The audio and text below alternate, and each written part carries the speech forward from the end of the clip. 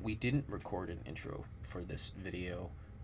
What's to know is that this video is more of a podcast format. You can just listen to it in the background. We don't do like a tier list, and other videos after this are probably going to follow the same format. So, yeah, just enjoy. I've been recording for like a minute and a half already. Okay. So the question, about if a Zerg shows up in a hive and it's not under the control of, the Overqueen, it's basically on site. Because one of the, three major wars that occurred in StarCraft was just that. Was about, too many Zerg broods and too many distinct controllers. So there was the Cerebit broods, the new Overmind brood that was under the control of the Terrans, and then there was Kerrigan's broods. And she was having to clean up all this mess because a lot of people were trying to control the Zerg at once. And that was the Brood War. It's the title of that entire game is Brood War. That is their number one pejorative, do not let this happen, is the Zerg falling out of the control of a single leader. So if a Zergling or whatever waltzes into anywhere proximity that's other Zerg and they're not on the same wavelength, it's immediate bad. Yeah, it's immediate KOS at least. Mm-hmm. Okay. So then, it would really just be if Gene Stealer could connect to both hive minds, really. Yeah, and so I was gonna ask the process of what occurs when a Gene Stealer. So okay, let's say, because individual Zerglings or small clusters of Zerg. I don't know if a Gene Stealer would be able to take out a scouting squad on its own. It depends on what it was sent there with, because it could have been sent there with a Lictor, or and Lictors can be pretty strong. Okay, that's fine. Yeah, so let's say then the Gene Stealer gets its hands on some of the Zerg biomorphs. I don't detail the process that occurs now, because. So, how much? I guess I'm gonna get it. What I'm trying to get at specifically is how much do they replicate with the sort of small pool? So then they impregnate it. However they go about doing that, and then they release it back to the populace. This is how it works for humans and orcs. They send it back to the populace, and then it just reproduces with the populace. But each offspring is still connected to the Tyranids. Yeah, I don't think it would. I don't think it would be able to go down. If it's I take you, I make you me, and then you go back and start mating, then the plan kind of fails at the point you go back without being detected. Yeah, because so it'd be whether or not it's attached to the Zerg psyche, and if it is, who is it loyal to at that point? It has to. So the Zerg all. This is really something really interesting that I only learned from reading the stories, the short stories and stuff. If one Zerg knows something, all of them know it at the same time instantly.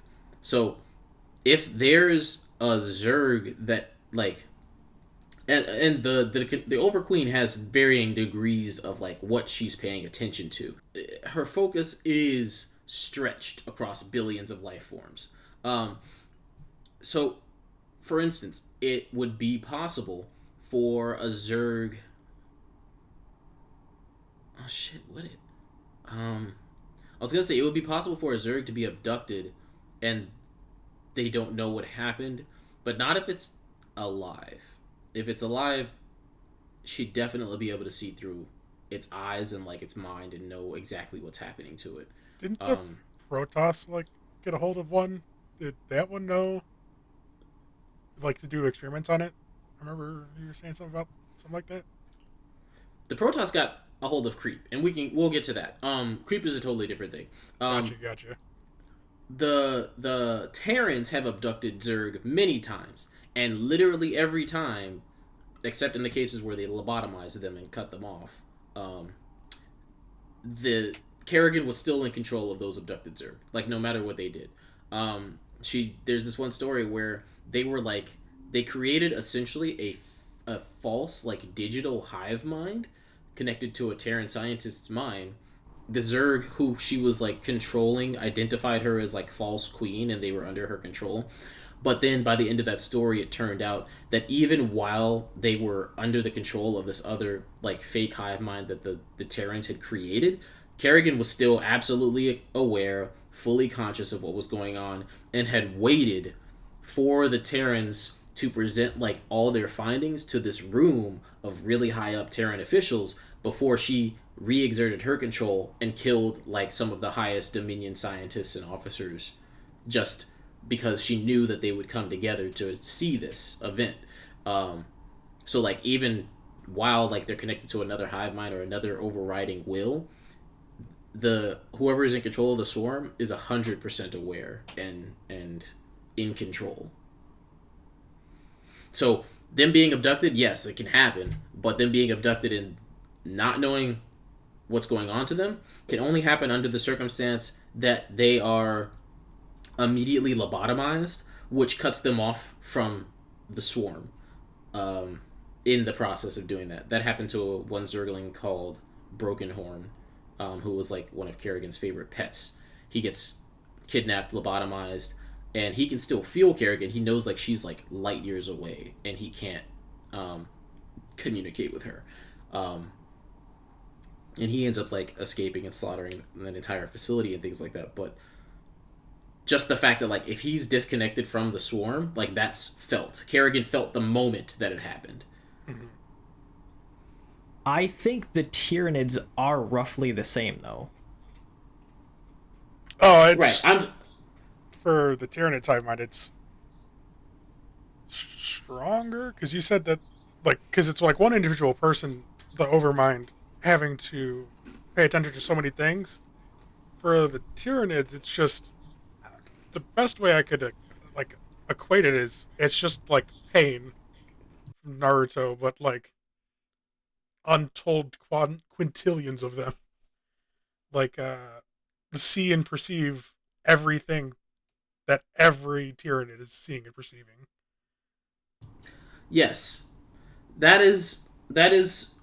But like true. Also the ability to process all that.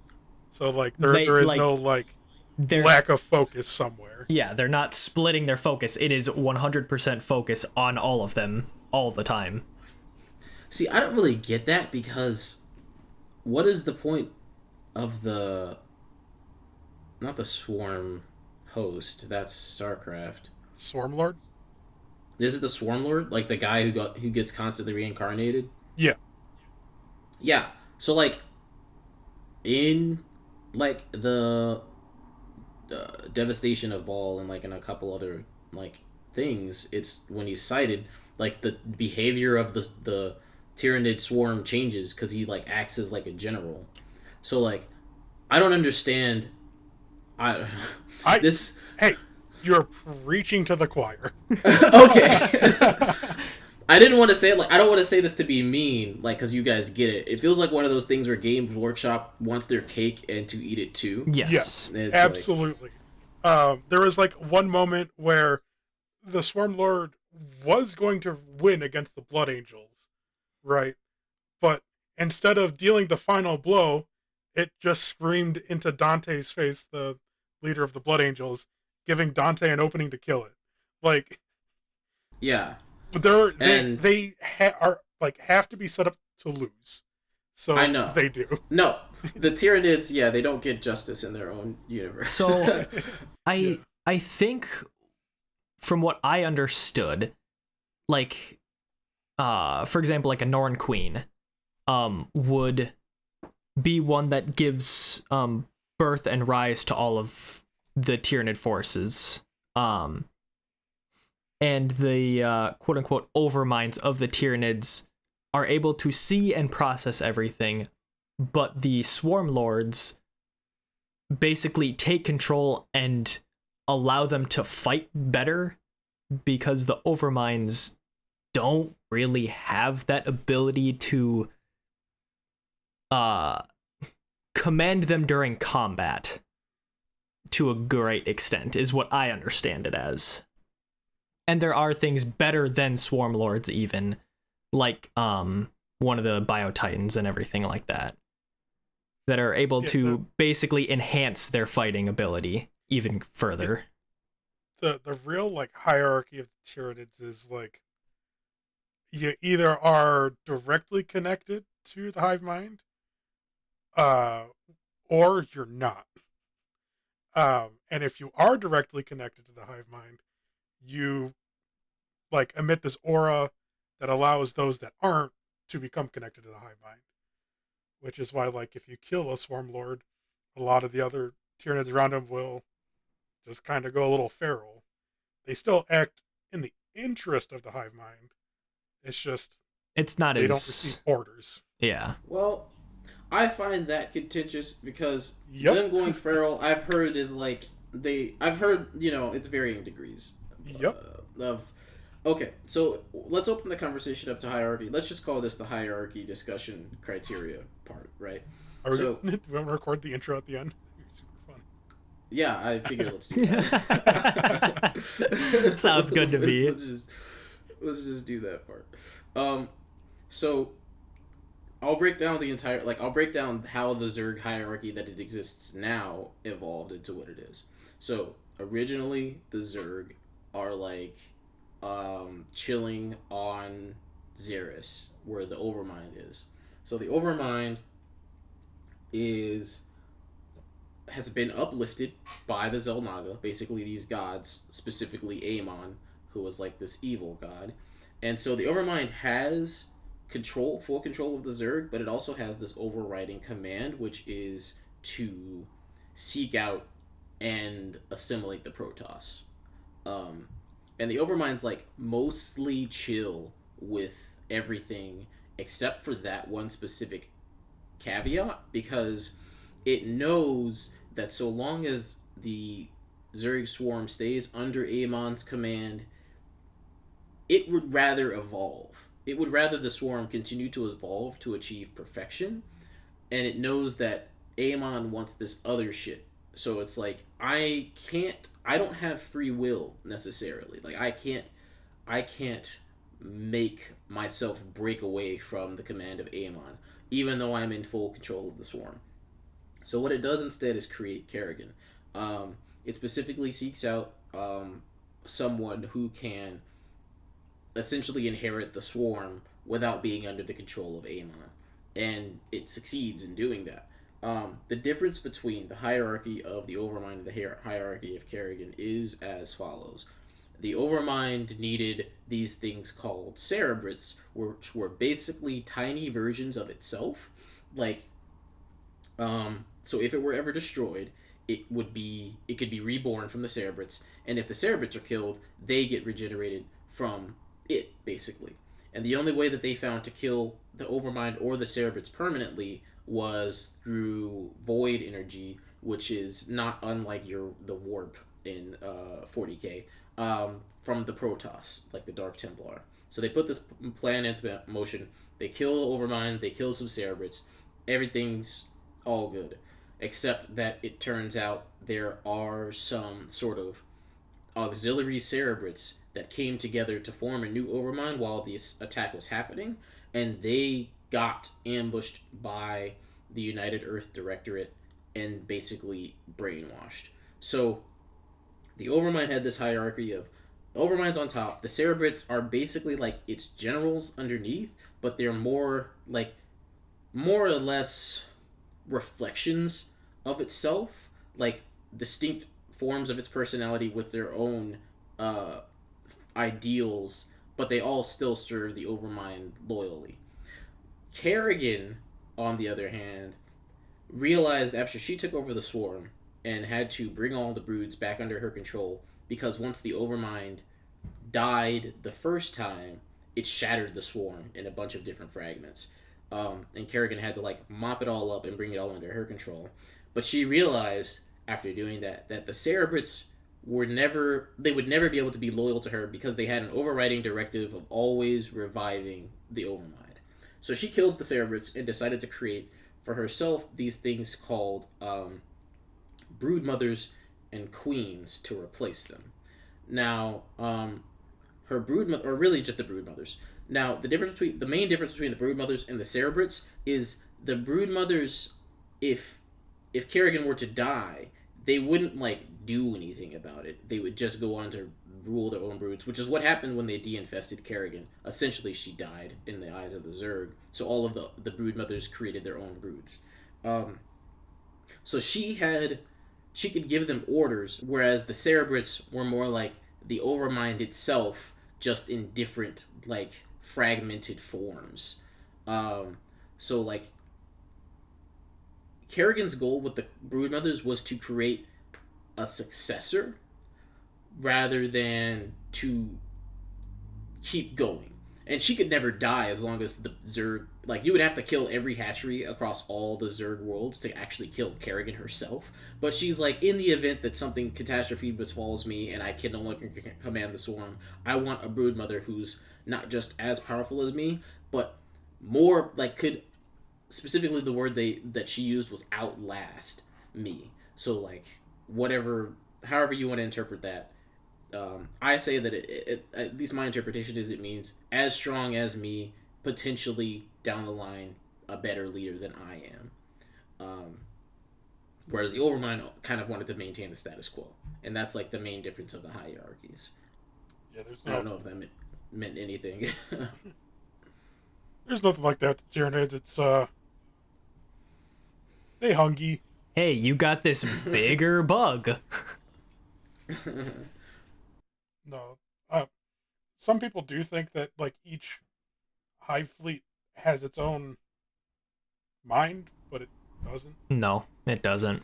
It's been said like it definitely has its own specialization, but I've heard it both ways, and I think like if it's the case that that's not true, it's just because Games Workshop kind of does. I don't know. They kind of like I'm not here to insult 40K. I'm talking specifically about Games I Workshop am. It's a mess. They just kind of say contradictory things a lot. All the time. Well, I think the whole thing about Tyranids is they've got one entity that controls all of the Tyranids in the entire universe. Or at least in the Milky Way galaxy. And it is not even in the Milky Way galaxy. Because the entity is their consciousness. That's it. I like to think of it as just a god in the Primaterium.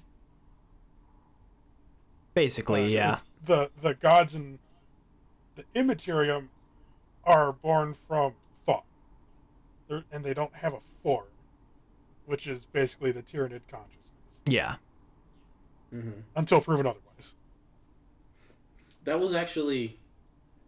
I mean, it's not too distinct from the Xel'Naga and ultimately Amon. So both the Xel'Naga overall, they do things where like they have this called the cycle of rebirth, where in order to reproduce their godlike species, they have to uplift a species every new universe. So like they're universal beings, like they creating new universes is like what they do. They're just like shepherds of universes. But in order to reproduce, they need two species, one pure of form and one pure of essence. And they chose the weird... Okay, this is weirdly backwards. It's always been backwards to me. The Protoss are pure of form, and the Zerg are pure of essence. I always thought it would make more sense the other way around, but... That actually makes sense to me, I think. Really? Yeah, because the Zerg are always seeking to enhance their form, and the Zerg or the Protoss are always seeking to enhance their essence. I guess that makes sense. Like Thank you. the Zerg have never changed their essence throughout time, Yeah, and same goes you're for pretty much right there. that's Yeah, at least 'cause what the I Xel'Naga. think off the top of my head. No, I think you're absolutely correct. You actually you make a ton of sense because the Xel'Naga came to Xeris and they were like, "There's this little slug thing down there that is just obsessed with evolution, and we want to uplift it and make it, allow it to do what it does best, which is just evolve." Yep. And that eventually became the Overmind. But yeah, its overriding desire to evolve. I guess you could say like that desire was so strong that the Overmind literally gave the swarm to Kerrigan so that it could continue to do so. Um, on that note, we need to talk about Abathur. The I've played him a Zerg couple only. times. What? Huh? I've played him a couple times. Oh, in Heroes? Yeah, he's really. I mean, he's like one of my favorite characters in Blizzard, across Blizzard. But in lore, he's kind of an asshole. After Kerrigan was like, "Okay, I'm gone. I'm gonna become God," and she fucks off and becomes God, and she takes Jim with her. She gives the swarm to Zagara, who becomes the Overqueen, and Zagara, as well as Abathur, or as well as Kerrigan, like they both kept Abathur on. The issue is that the Abathur was created by the Overmind, like initially. So he has the Overmind's, like you could say like he's the last inheritor of the Overmind's will, on like a hierarchical. I don't know how you would say that. Level. So like he's not defiant of Kerrigan, but his nature is contrary to hers, is how I say it. So like he would rather make decisions that go opposite sometimes Kerrigan's wishes, and she doesn't let him, and he can't do that, but he would like to. So when Kerrigan pawns off the swarm to Zagara, and it's no longer her will, Zagara kind of gives Abathur too much freedom, and he ends up going behind her back and stealing some Xel'Naga essence and creating like his own little Zerg army, and they get crushed. But even then, Zagara like keeps Abathur around as the evolution master. So the reason I'm bringing this up is because he's like the one Zerg entity that for some reason like has, well, I'm not gonna say for some reason, it's actually very very perfectly understandable. He was made by the Overmind. He's basically like, you could say he's like the last form of a Cerebrate that there is, which kind of distinguishes him from like Kerrigan and Zagara's whole ideals of like how to do things in the Zerg. So I don't know. It's interesting to hear about Zerg. They're all connected to the hive mind, but I don't know, especially with Avatar, it seems like they just have their own thoughts, opinions, wills. Oh yeah. Oh yeah, yeah. No, this is the okay. Let's drive it right down the middle. The biggest distinction between the Zerg and the Tyranids is the Tyranids are all a single organism, and the Zerg are not. They're a single mind. They're a fucking bunch of, every Zerg is independently thinking, feeling, wanting to evolve. They're all independently capable of evolution.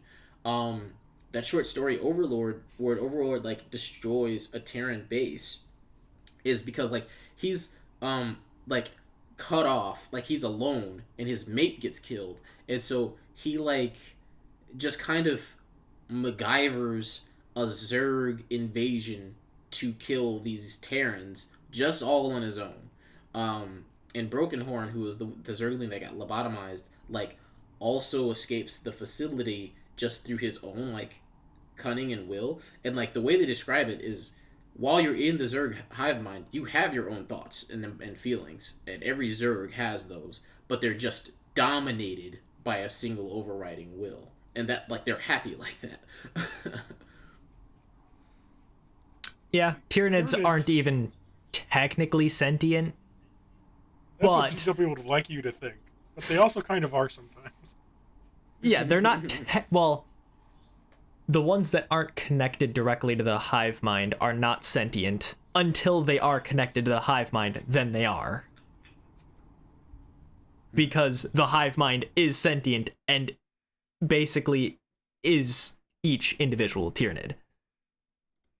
Yeah, what I mean is, like, the Swarm Lord, like, they make it seem like it has its own will and that it can do its own actions when in reality it doesn't. But they write it in a way that makes it sound like it does.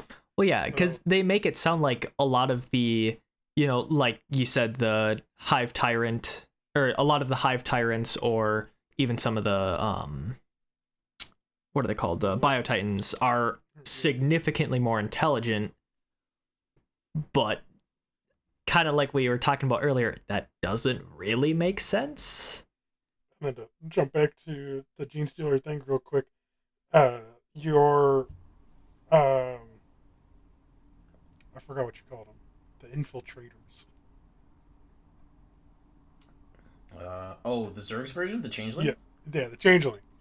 Wouldn't work for Tyranids because they would know right away, like, why can't I see through that bug's eyes? It's this. Yeah, it's like the exact same principle for the Zerg. It's like Yeah. anything walks in and isn't like a part of what's everybody else is thinking and feeling is kind of just gonna immediately show up as bad news. I don't think like the Zerg's infiltration tactics are very different than the Tyranids. Like just going on the Gene Stealer, let's like just take that route, like that thread, and pull on it. Like the Gene Stealer route of infiltration is to create sort of a Tyranid Gene Stealer cult, right? With the bioforms of the offspring of whatever the Gene Stealer is currently breeding with. Right. If I understand. Yep. Okay. Yeah. The Zerg form of infiltration is like maybe infestation is like the best thing you'd get that's close to that, but generally it's just we're just sneaking around so that we find the best way to kill you, if you're not Zerg, and maybe we'll like assimilate some DNA, but we're not like we don't need to breed with your populace. Like the Zerg, if a Zergling eats something and it's like got some interesting DNA, the entire Zerg swarm knows instantly at once and has that same copy of DNA. So For the they don't. It's not necessarily like. It's just to make it easier because the Tyranids just don't want to fight. They don't want to lose mass. Mm-hmm.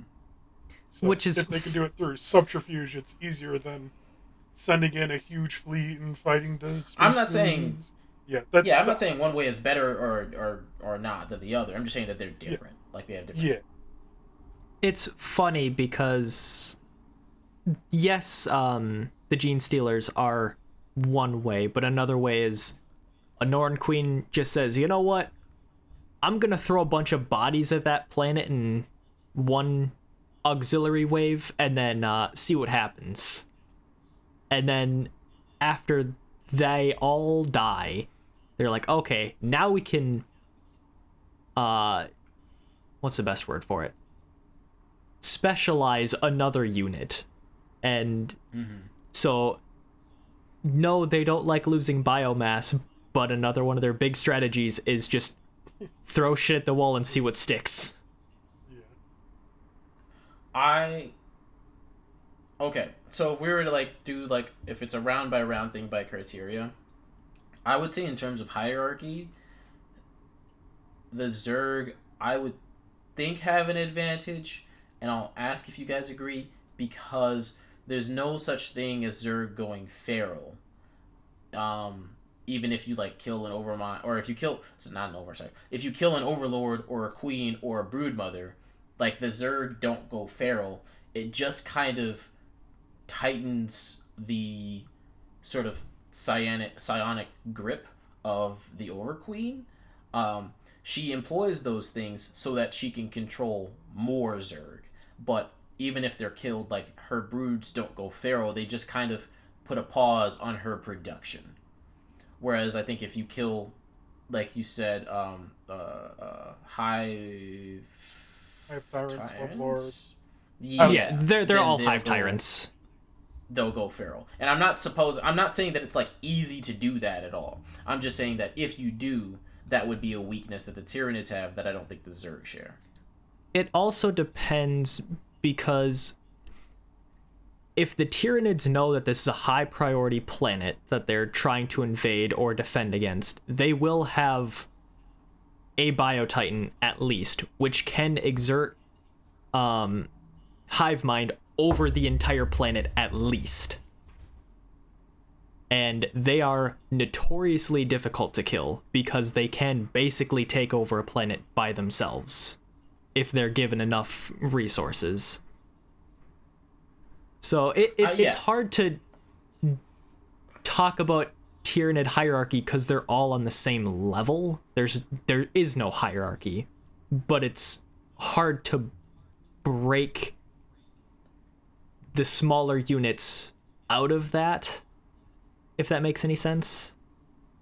I'm not saying like it's like, again, it's not like it's easy to kill a Biotitan or something like that. I'm just saying that it is possible. Yes. And seeing it done means that you have crippled a portion of the Tyranids, whereas something like that can't happen to the Zerg.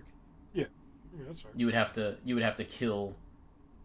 Well, even if you killed Zagara herself, you would have to kill every hatchery and Zagara to do the same thing. The Tyranids I'm saying are just usually having humongous overlaps of hive connection. And yes, you would have to kill every single connection to the hive in order to stem the flow. Because usually if you kill all of them, you would have had to kill everything else first. The Tau did something to Gorgon that didn't involve...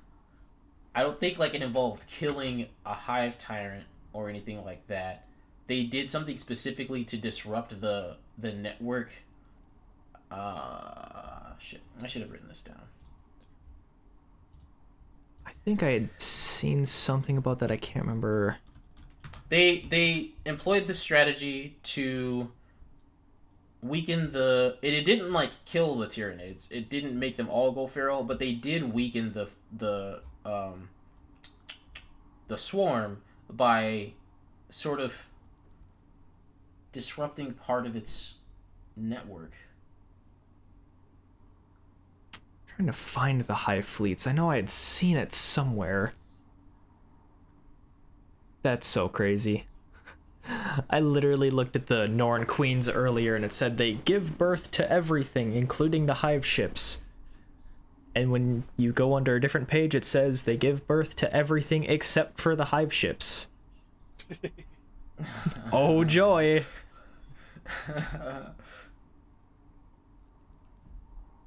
I will continue looking for this, but I can't find it right now. What probably happened was it like the lesser like gaunt type enemies for the Tyranids probably got like disconnected from the hive mind, and they fight without strategy then, and they're like real easy to kill because they're not like avoiding shots or whatever, or like not like, ooh, I should probably not walk towards the big fire.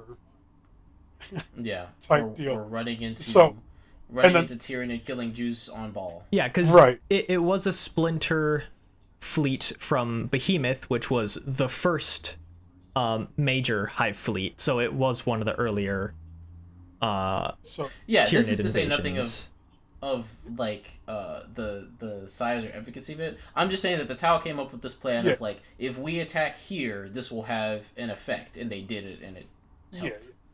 No, that's totally fair. For Tyranids, like that is a weakness that's commonly exploited by many factions. Um,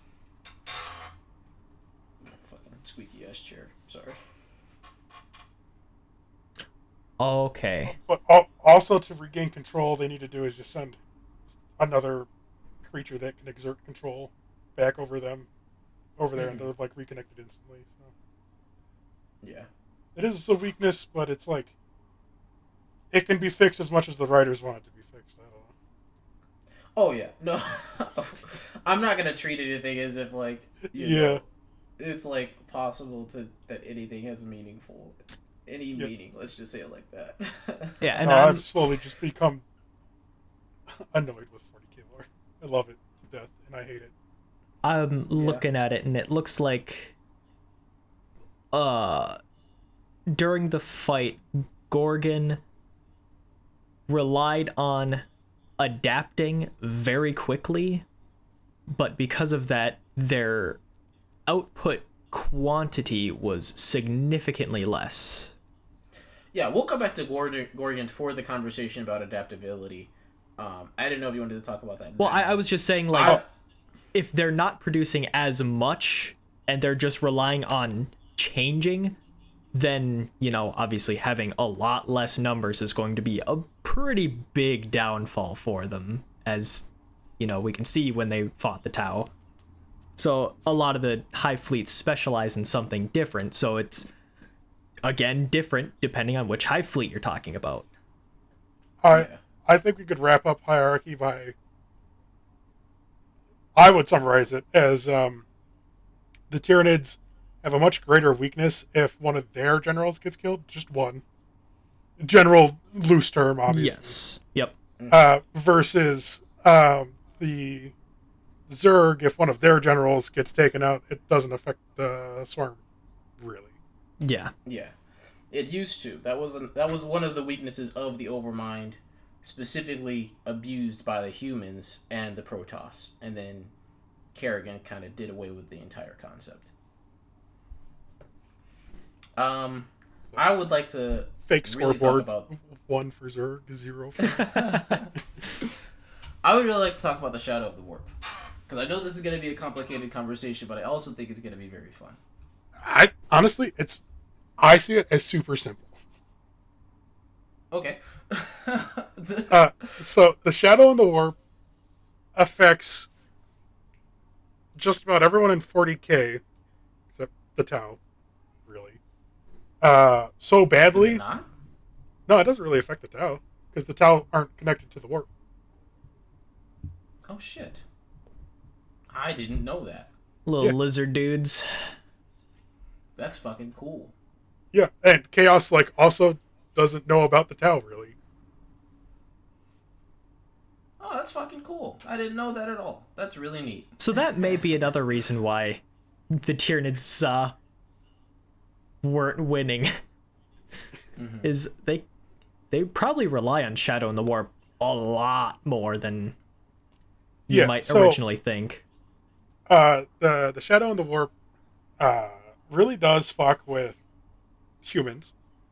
I mean, they're the main focus of 40k most of the time, so we get a lot from their perspective.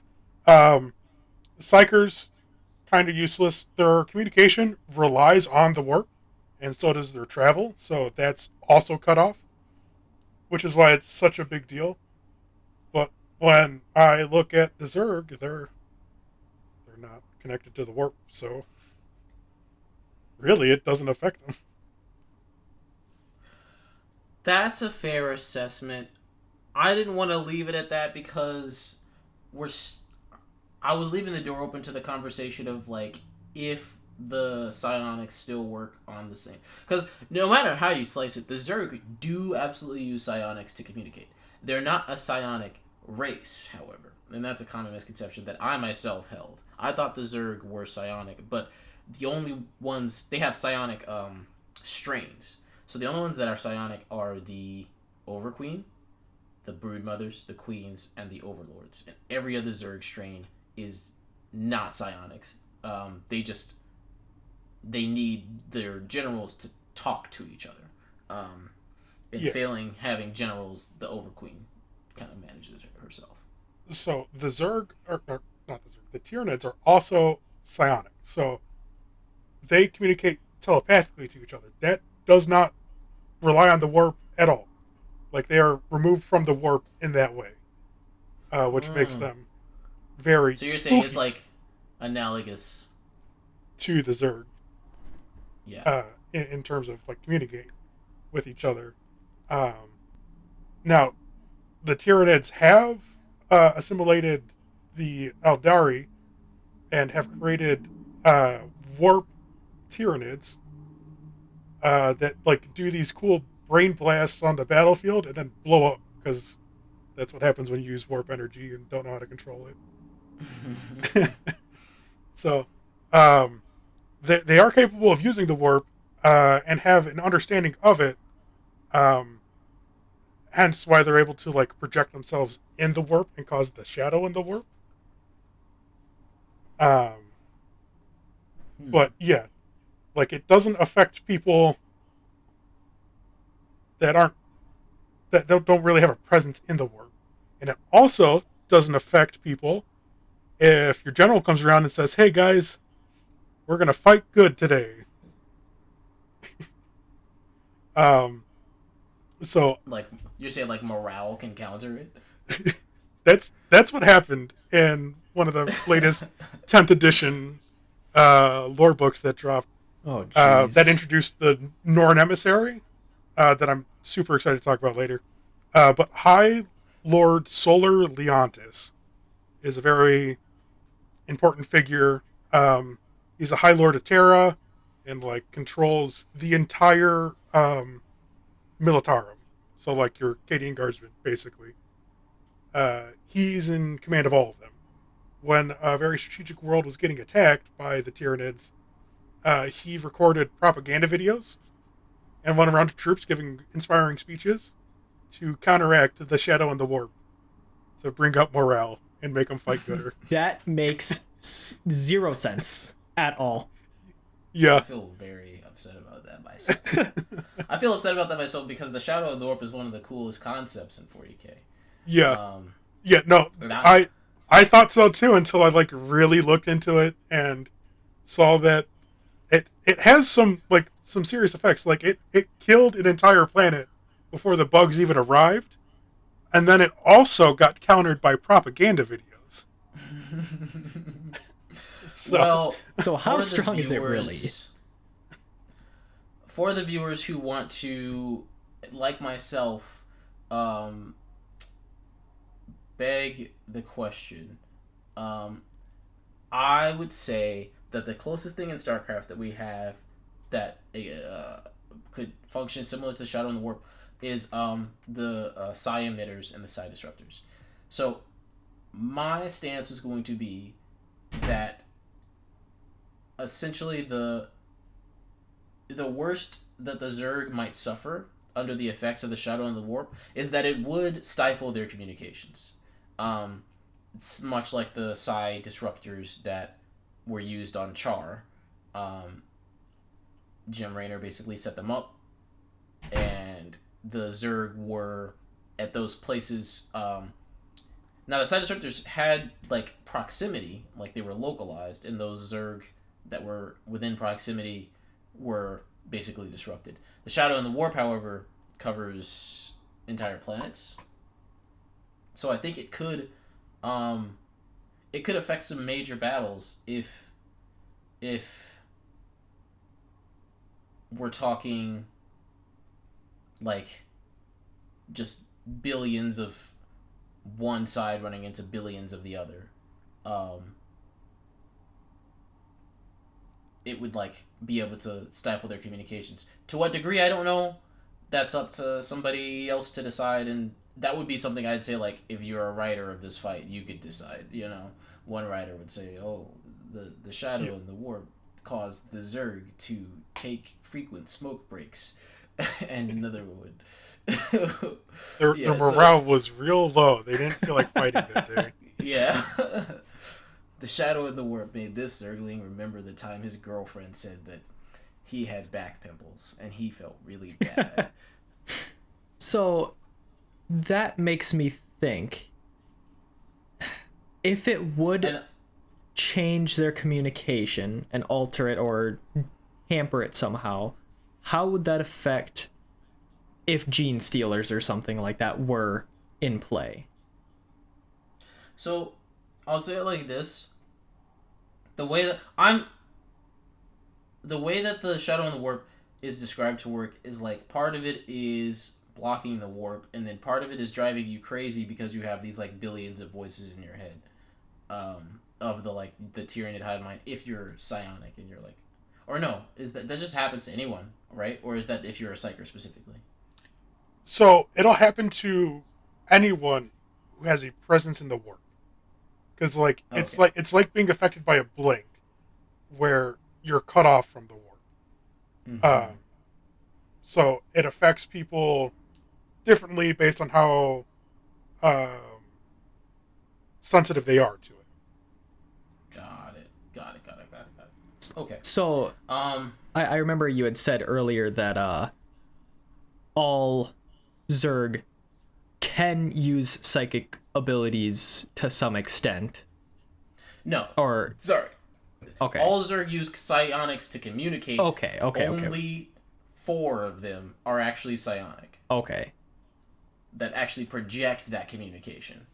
Like they can all hear it and like speak back psionically. Gotcha. So But that's the only because psionics, quote unquote, that they use.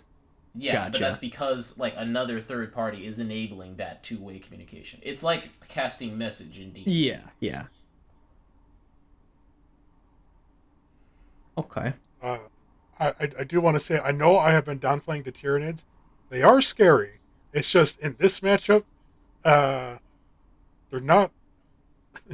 They don't have the edge. Oh, I've seen a lot of people, because when I was like doing research, just say, "Yeah, I'm pretty sure the Tyranids will win," or "The Tyranids will win because they have a lot of numbers," and like maybe in some scenarios for sure, uh, but really like no one has looked into it and thought about it from what I've seen online.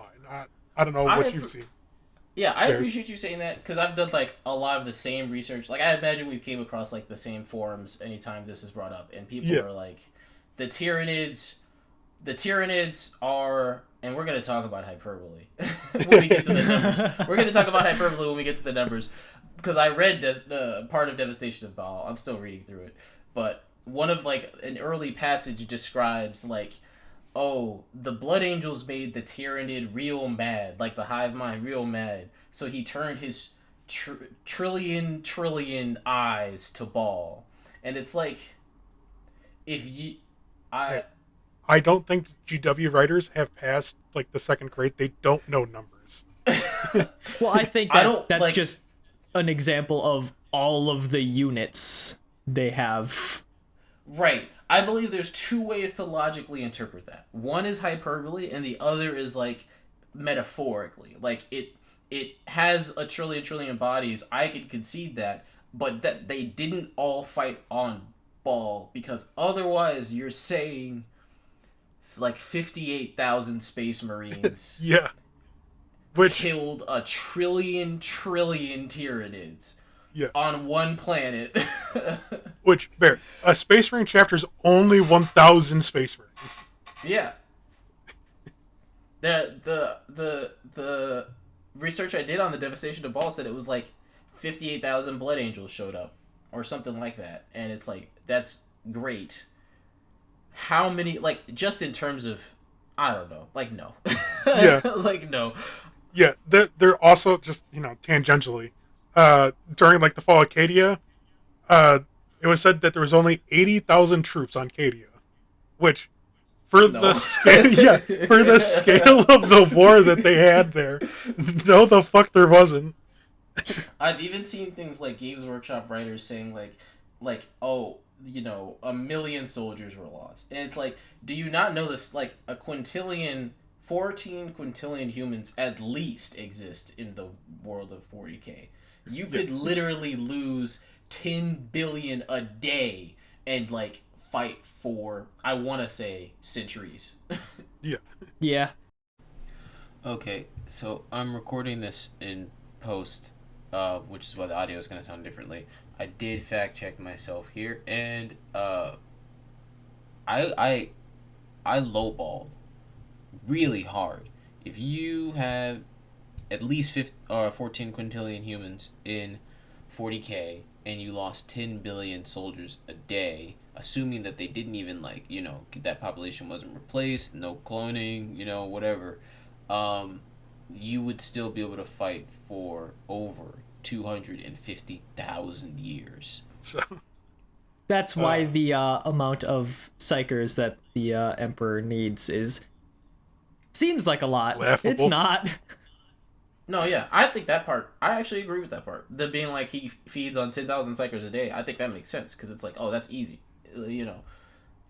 Unless they were trying to make it this, like, really big, I don't know if that's what the intent was like, oh, he's really Majin now. yeah, that's an impressive number. Although, Yeah. that many psychers, it could add up over time. Because, psychers still aren't that terribly common. Because do they need to be a certain level? No. Oh, okay. Never mind then. Oh, I thought that too. I thought they needed to be a certain level, and that they weren't that common. So I was like, oh, 10,000 sounds about right. So, like, if they find someone that has, like, a lot of, like, a certain psionic level, or a warp level, or whatever, they actually send them to go become Grey Knights. Oh, really? Yeah. Oh. And if they're young enough. You're too good to be fed to the big E. Basically. That's You're gonna go and die in a different war. But I super appreciate you saying that, because yes, literally every forum I ever crawled that had this subject was like, the Tyranids win because 40K is big. Well, that's exactly why the Tyranids would lose, though, because they always lose. Yeah. So, like, because 40K is big. there really hasn't been a good formulated thought that I have found that explains why Tyranids win. And honestly, they probably don't in most scenarios, because I don't know. We'll explain I don't know more if I'd say later. I have two specific criteria that I think determine the Zerg to have the advantage, and that's when we get to it, But I'm not saying that the Tyranids don't have anything going for them.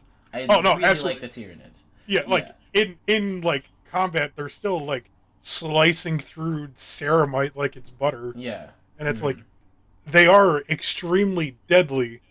But I don't know. It honestly, it's just a moot point. In terms of when you're talking about fighting something that this is like, it's this close to what you are, but it has a few slight advantages. Yeah. So I guess we'll close out the Shadow on the War part by saying, you could give that point to whichever side you feel deserves it that day.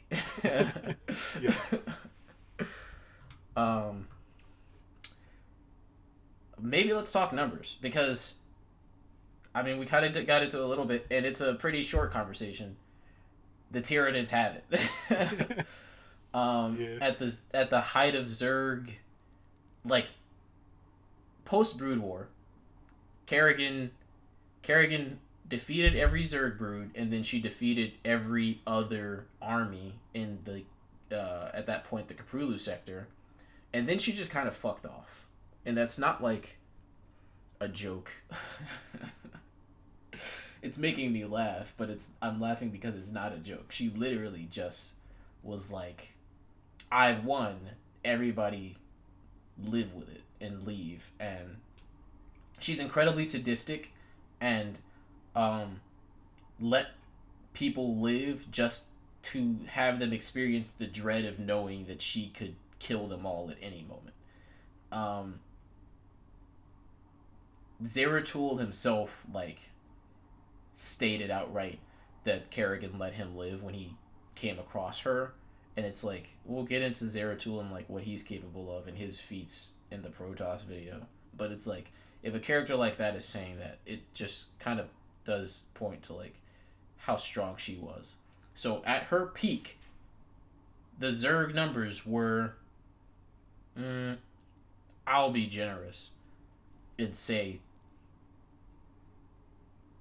I'll be generous and say 30, 35 billion. Um, we know that like there's billions of Zerg well into the double digits, but there's never been 100 billion Zerg. There's never been 50 billion Zerg. Um, a billion's a lot, and I'm not trying to say like the reason StarCraft struggled so much is because 2 billion Terrans got killed at the end of the Brood War, and they were like basically crippled for a while because of that. Um, and the Zerg lost that same number and was none the worse for wear. However, how many Tyranids are there? Anyway, there's like 20 billion in one hive fleet. Yeah. I was trying to figure out how many were in one hive fleet. I'm like, there are certainly many Tyranids. Yeah. Numbers don't matter when there are trillions of trillions, apparently, looking at the Blood Angels. So Did you want to do hypothetical scenarios in its own section? sure. Yeah. Because Um I have thoughts on a hypothetical scenario like this. So. okay, yeah, let's do you want to do that after the criteria or whatever? Cuz Yeah, that'd probably be better. Because then we I have a gone feeling over you are everything. going to be chopping this up so much and organizing it in a cohesive way. yeah, that would be a favor to me. Okay. So that's numbers. You had wanted to talk about intelligence and feats. Which one do you want to do first? Intelligence. Okay. Let's do intelligentsia. Um, Tyranids, they kind of smart. Anyway. Thank you. That is about it. No, so they are very like tactically sound. So, um, the first big invasion of the Tyranid fleet was in the Ultramarines' hometown, Macragge. Um, when they were trying to mount the defense, the Space Marines, that is, the Ultramarines more specifically, they are very much book nerds. They want to follow their their Astartes primer to the letter. Uh, so they get all their battle tactics from this book. The Tyranids, uh, their first assault, they figured out how the Space Marines would react under this condition. So then they would recreate that condition and then find a way to exploit it. And then when the Space Marines were like, oh, well, that's happening. Let's turn to page 2. All right, it says we got to do this. So then the Tyranids basically just learned the entire Space Marine playbook on how to fight them because the Ultramarines are just kind of fucking dumb that way. And then the Ultramarines had to learn how to become adaptable. And that's how they eventually defeated the Tyranids, by laying a trap for them. Because they always lose. Yeah. Yeah. So they're able to figure out their enemies' battle plans and like plan around it and set traps. And when you're fighting them, at least from like humanity's perspective, they just seem like mindless beasts. So you expect them just to charge straight at you and you mow them down basically. So it always like they have that edge of being like, okay, we're actually smarter than what you think we are. And another thing is, this is a hybrid between feats of the like specific troops and a feat for intelligence. The Norn emissary was sent to go kill Lord Solar Leontis, because, like I said, he made all that propaganda and was like boosting the morale and making that shadow and the warp just all so ineffective.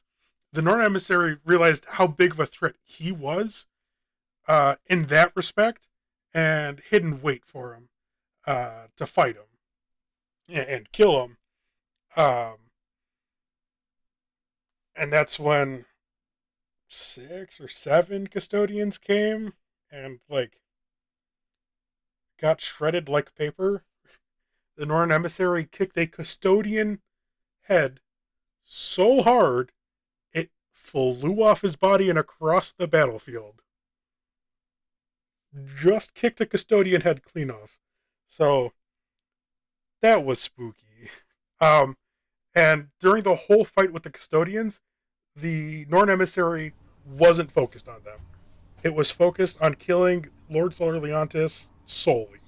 So the custodians were like parrying attacks, saving the Lord Solar. And it's implied that if it was focused on the custodians, uh, they would have died outright, even though many of them did.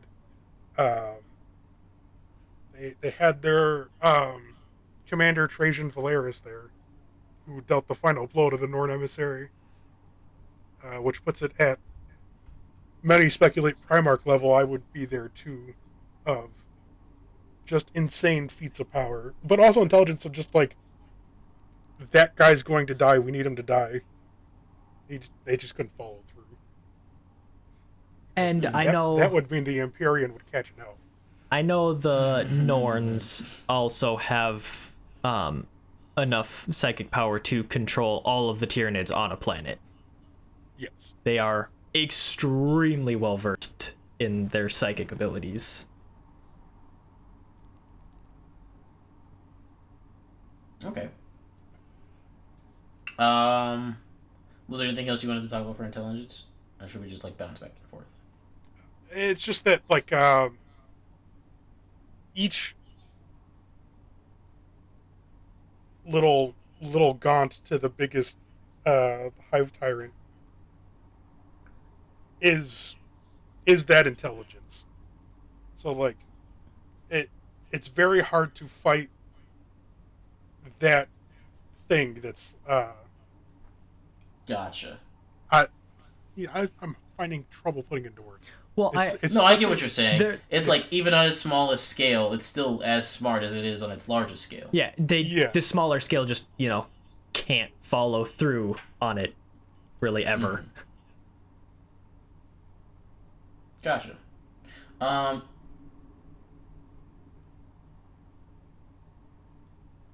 The contrary to that, the Zerg are all independent intelligences. The main 2 intelligence feats I would have to talk about are the Just an Overlord short story and the I can't remember the name of it when Broken Horn gets separated. The one that I talked about before, I don't know if we were recording then, when Kerrigan killed a bunch of people, Dominion intelligence people, like she was directly overriding the will. And I would say that that's similar to like the Tyranids at that point, but every Zerg having its own intelligence, I can talk more about the Overlord and Broken Horn. So, this Overlord and its mate made their way back to their homeworld, and they came across some Terrans, and the Terrans killed one of them. So the Overlord basically took on the role of a brood mother and didn't create a swarm. It's not capable of that. I can find the exact wording. I'm not the Overmind. I am not the Kerrigan. I am not a gathered mind. My will is limited. To hold one is pain. To hold more is agony. To hold many is impossible. So he came up with this plan to kind of spawn some basic Zerg forms to kill this Terran outpost on its own, but it knows that it can't create an army. So it like does the best with what it has and creates like Mutalisks and some other, I forget the exact attack forms that it uses, but it like strategizes specifically what it needs because it knows it can't control much of a swarm at all. And it does just manage to wipe out the base in revenge for its mate. And it's worth noting that while even when its mate and it were alive, they knew that they like wouldn't be independently free forever. Supposedly, this is like these two overlords had some opportunity to slip off during the Brood War when the swarm were shattered and everything, and they could still feel Kerrigan.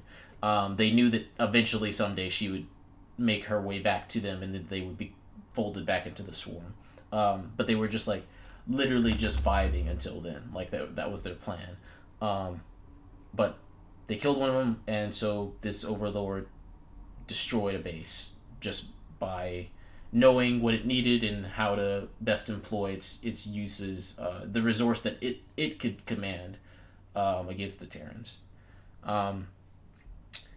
Brokenhorn I'm gonna mention because it is not an overlord and only had itself. Brokenhorn is a Zergling that got abducted and lobotomized to be cut off from the hive, and they basically Pavloved it to follow commands, and then they kind of gave it a sort of pseudo hive mind that the Terrans were working on, and it came up with its own plan to just kind of trick and fool the Terrans into putting more trust into it so that the opportunity would come where it could escape. And eventually that did come, and it managed to destroy the device that they were using to control it, and it like eviscerated the entire base on its own. I don't remember if they had defenses; they would have been like rudimentary, but it's still like just one Zergling and one Overlord, independent of being like in the swarm. They're intelligent enough to like know how to fight and kill and survive, and they're all also every individual Zerg is equally capable of evolving itself. It's just not something that the swarm allows them to do. And the same is true of their intelligence. Like they can learn and essentially become primal Zerg if they were not the swarm. And that's all I have to say about intelligence. Is like they could all independently be intelligent, but they are not treated that way. Usually it's just the overriding will. And I think Kerrigan came up with a pretty good plan, and apparently Zagara is just as smart as she was, so I don't know. Another point towards the Tyranids. Well, we're not whipping out the scoreboard yet. Another feat for the Tyranids is so there was like 3 Norn emissaries on the battle. One went to go kill Leontis. Another was sent to go wipe out like the command structure, like the radio communications everywhere. It just killed the central hub. Like everyone inside died, and it made the battle extremely difficult for the Imperium. And to deal with the majority of the Space Marines, just one Norn emissary was sent to go steal the gene seed. This is kept under like super mega lock and key. It was also guarded by 9 dreadnoughts, all of which died to the Norn emissary, which was a big fucking deal.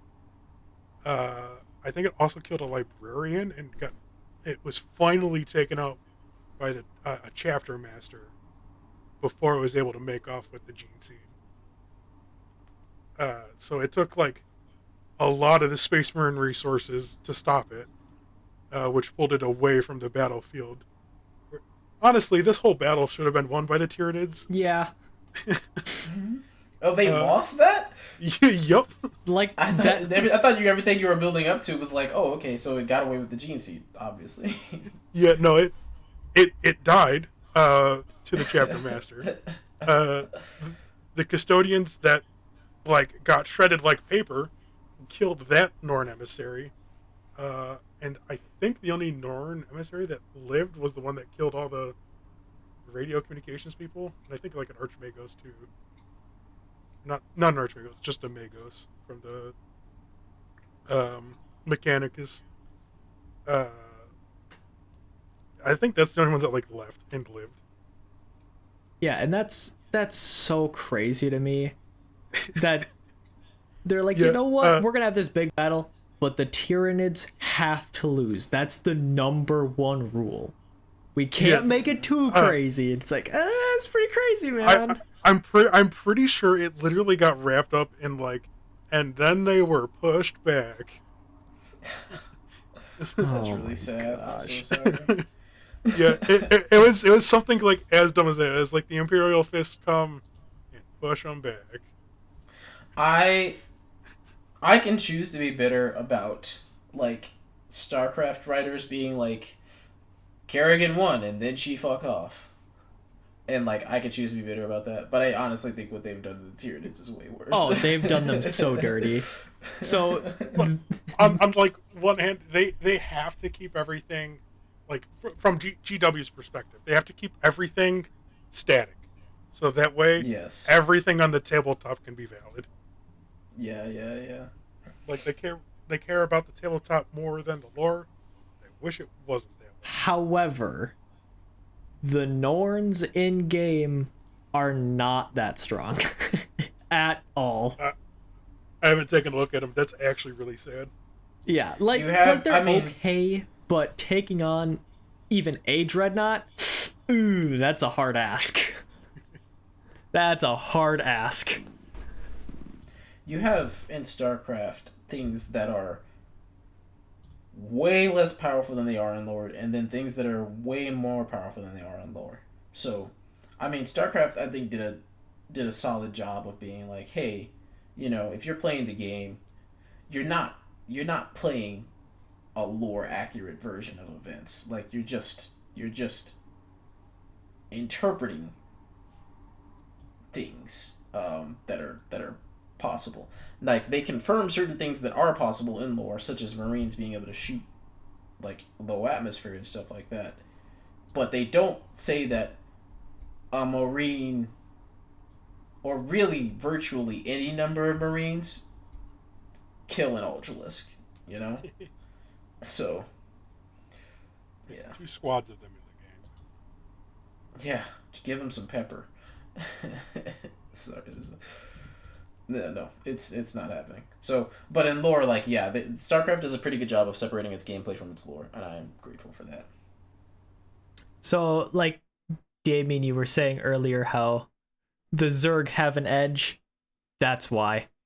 The writers don't like writing Tyranids. They're can set up to lose. Like, yeah. If you want to convey how strong a Space Marine captain is, you make him kill a Swarm Lord. Which is the stupidest thing. Because they're supposed to be one of the stronger units that should be able to take them on, but I don't know. I'm not writing it, I guess. So, Bears, this will become a common theme amongst all of the other videos too, except maybe the Necrons. They did get some love, but like the Eldar, they don't get love. No. If we're just talking general feats, I mean that opens the door. I would say a significant amount more. One super interesting one that is acknowledged by one of the lead writers of StarCraft lore, but is also like they're weirdly. I would say this is the only time StarCraft does like a Games Workshop for real, where it's the story Creep. So the Protoss bring this creep to one of their labs to experiment and find out what it's about. You explain creep for those who don't know? Yeah, I was just about to say. Yeah, so creep is this living tissue sort of filament or just like film that covers the ground of Zerg-infested territories. The Zerg use it to communicate, they use it to feed, and it enhances their mobility because it like sort of adjusts itself to the terrain and actually like rises up to meet their gait, and like they almost there's some sort of, I can't remember the fucking techno jargon, but they somehow skate across it.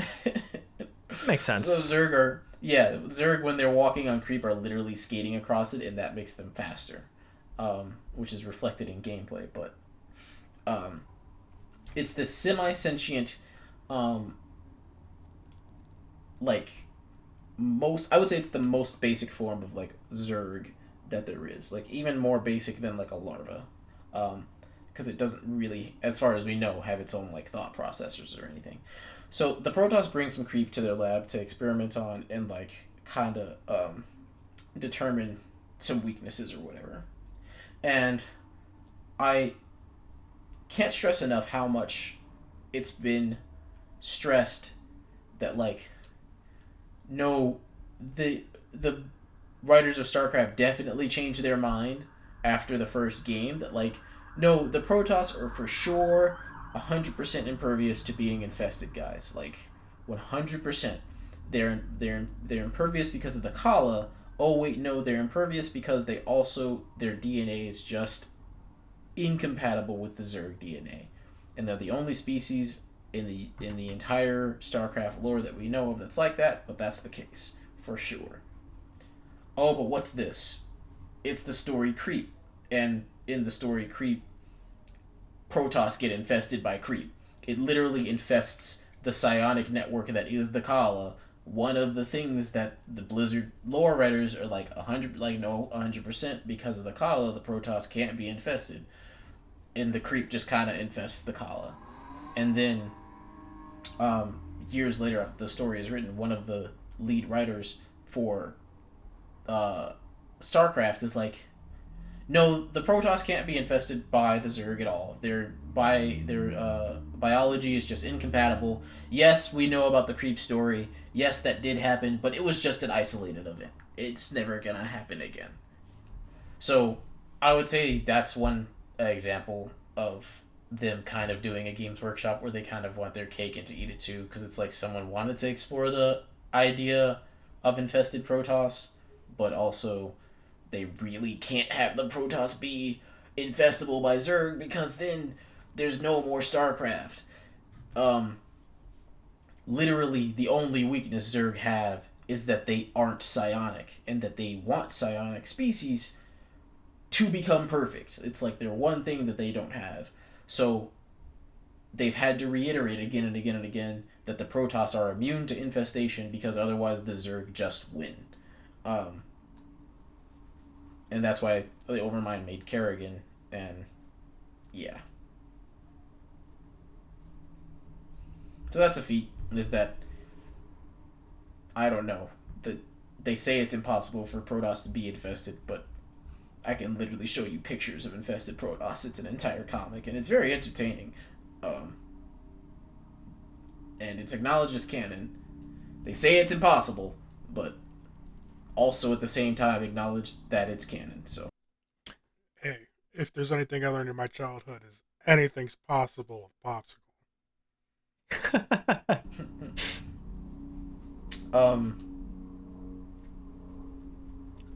I was. Yeah, I don't know. I mean, oh, go ahead. I was just gonna add one more thing. I don't know where this would best fit. But according to a lot of what my research has found, it would be hard for the Tyranids to completely lose a fight. Like, oh, if they were pitted up against each other in most scenarios, they may not win, but they wouldn't necessarily lose. Just because of splintering hive fleets, and their quote-unquote Hydra effect, they'll just come back stronger and more numerous. It makes it very hard for Tyranids in general to lose a fight, even if one hive fleet were to lose. Yeah, that honest Jesus. That just wraps around to GW really trying to make a dynamically static universe. Yeah, like they're a problem, but how haven't they, just wiped everything out?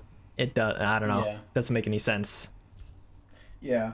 I think I touched on this a little bit in the first video, but StarCraft is really the story of the Zerg versus the Protoss, and the Terrans are caught in the middle. The Terrans have no business being involved in what goes on in StarCraft. The Zerg are only weak to the Protoss because they can't absorb them, and the Protoss are only able to be victorious over the Zerg because they can't be absorbed. Allegedly. Allegedly, except that one time when it happened, and yes, we acknowledge that it happened, but it's impossible. It's an isolated event. Yes, it's an isolated event. It'll never happen again, but it did happen. I mean, I think the same logic kind of applies to the Zerg. Like, they've certainly lost battles, but there's never been a war that the Zerg lost. Like, would they de-infest? I guess Wings of Liberty, the end of Wings of Liberty is the Zerg being crippled once again because they de-infested Kerrigan, but they literally used a god stone to do that. It wasn't anything that anyone else could have conceived or existed in, like, StarCraft. Like, this was a Xel'Naga artifact that was singularly capable of doing this thing to the Zerg.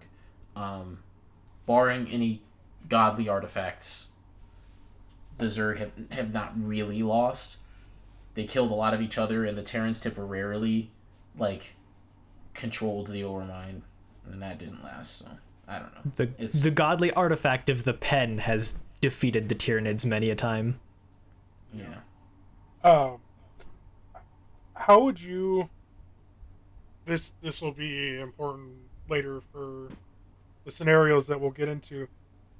How would you feel the fight between the Norn Emissary and Kerrigan in whatever form you'd want to put her in? Queen of Blades. Primal Kerrigan, or Queen of Blades Kerrigan is very different from Primal Kerrigan.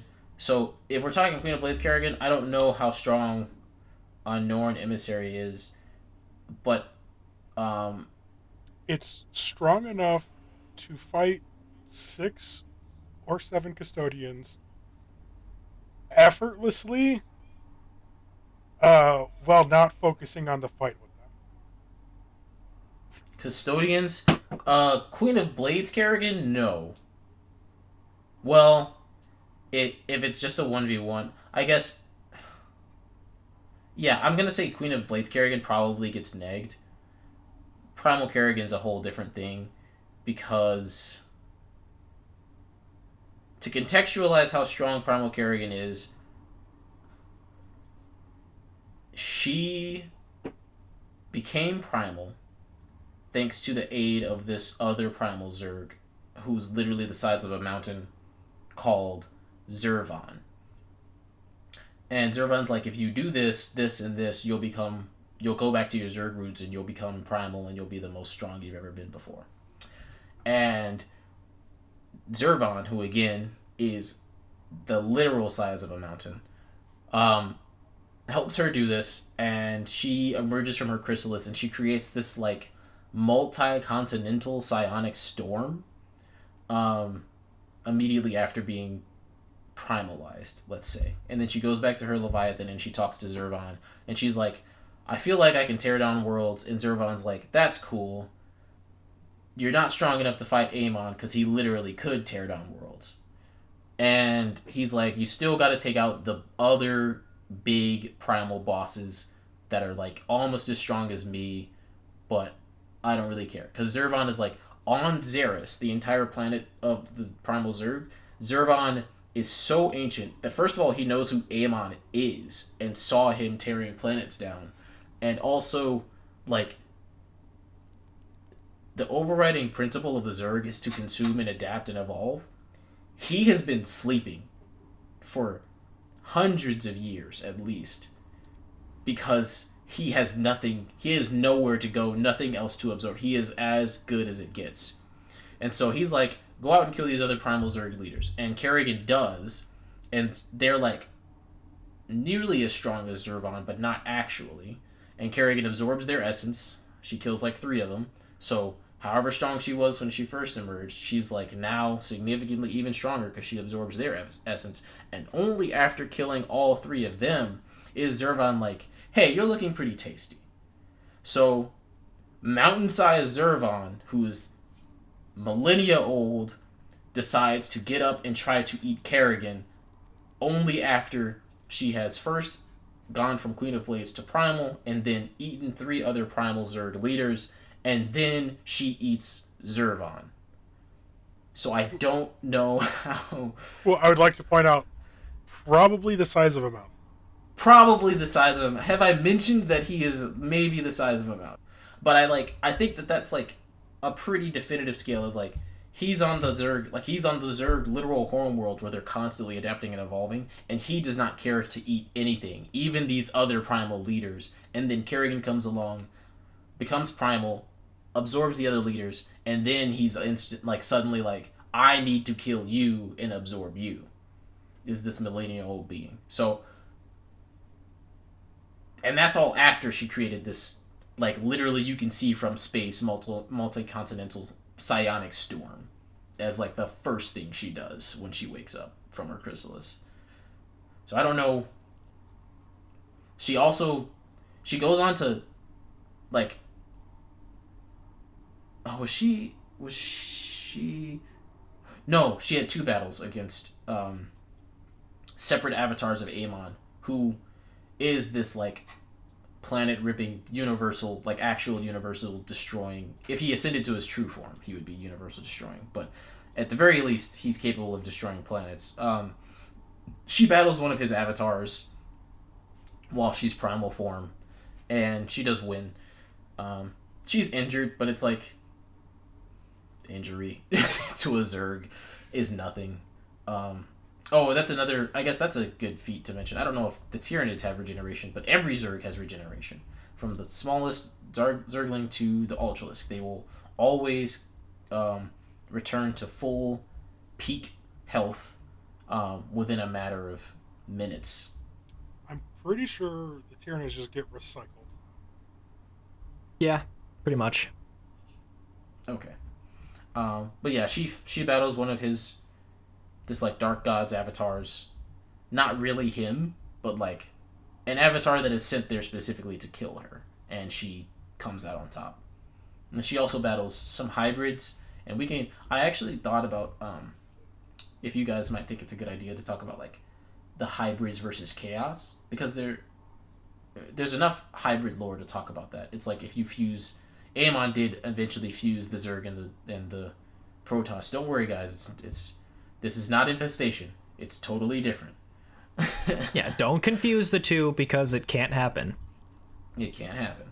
But he synthesizes the Protoss and the Zerg together to create hybrids, and she fights them, and she fights Aemon's avatar, and she wins. So however that comparison sounds. I don't know, but she just sounds like the One Punch Man, she always has to come on top type character. So a Norn emissary wouldn't really stand a chance because she's the one that has to win.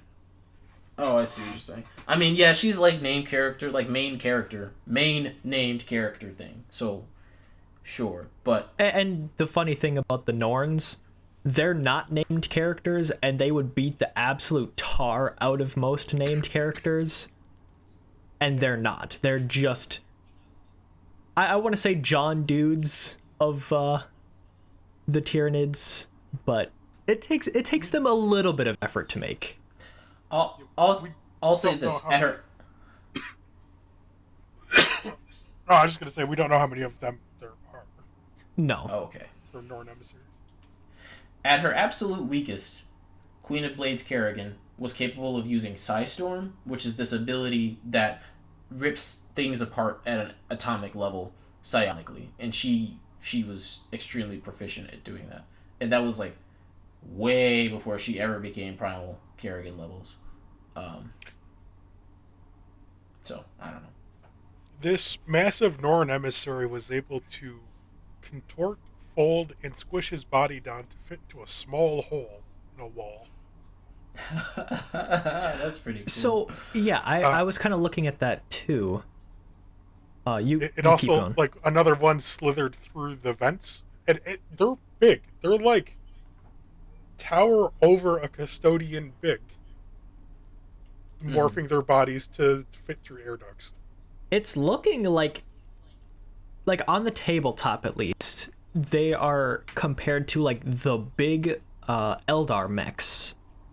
Yep. And those things are massive. Like, we're talking probably 20, 30 feet tall here. Yep. But yeah, I was also seeing, for lack of better words, it feels like they're Ant-Manning it, where they get smaller, but they maintain their power. So... Oh, really? Yeah. I think that's... I always thought that was just such a stupid concept. Oh. It literally says sorry, in this article, they do it to an unnatural degree.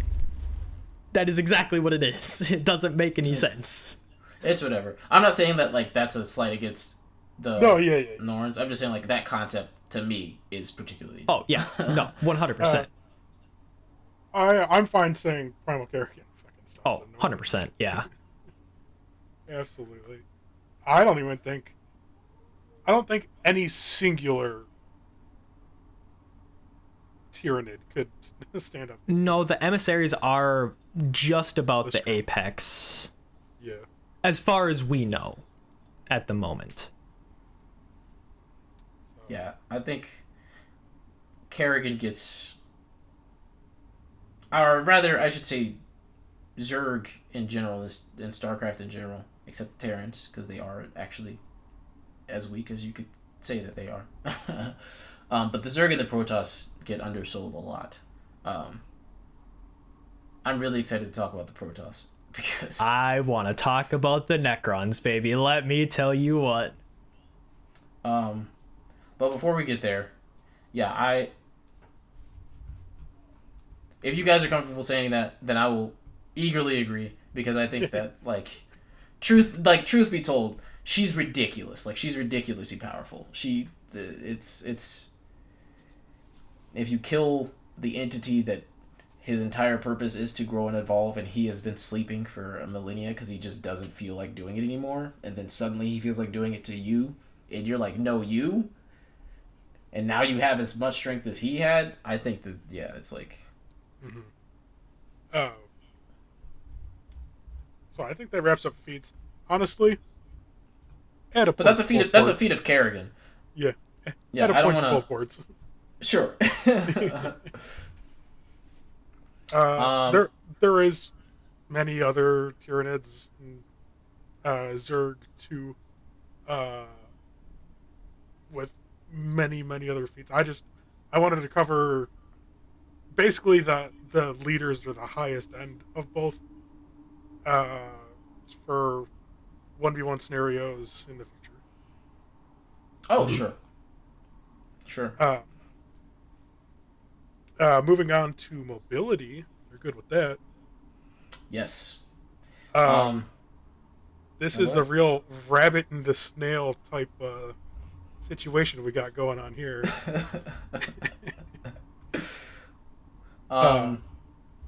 There was a couple hypothetical battles that I saw online of Tyranids start in one corner of the galaxy, Zerg on the other, who wins? And it's Zerg by literal light years. Yeah. The Zerg, if it was literally like Tyranids on one side of the galaxy and Zerg on the other, and however much space between them, like we just consider them gathering resources and proliferating. Yeah, the Zerg. Maybe people don't know this. The Zerg can move instantly anywhere, just through just through warp travel. The Terrans can do it too, and so can the Protoss. But in this fight, it's particularly meaningful because when I say instantly, I do mean so. I don't mean like they enter warp and they're like traveling for a few days or whatever. Like, they're the only thing that stops them from going anywhere is if they don't know it exists. Like, the Overmind, once he knew where the Protoss homeworld was, and again, the Overmind is nothing compared to Queen of Blades or Primal Kerrigan, but as soon as he knew where the Protoss homeworld was, he opened a wormhole to it, and the Zerg just started flooding out immediately. Like, and Kerrigan has Leviathans that just go, they just teleport. Do you want to talk about Tyranids in contrast? So, they have ships that are living ships, right? They fly around that reportedly can go faster than light. Though if you ever see one, please let the GW writers know, because they've mentioned them but never shown them. Yeah, it'd take like 20 years for them to get to a planet in another solar system. Mm-hmm. And I mean, like, we're in the Milky Way galaxy. You go to Earth, right? And then you go to another solar system. That means a sun and a couple more planets. It takes them like 20 years to get there. Sure, that's a little bit faster than, light speed, but not by much. Well, yeah, and faster than light speed is anything between light speed and instantaneous travel. So we don't really know how fast they are. It's not instantaneous, I'll tell you that. It's not, no.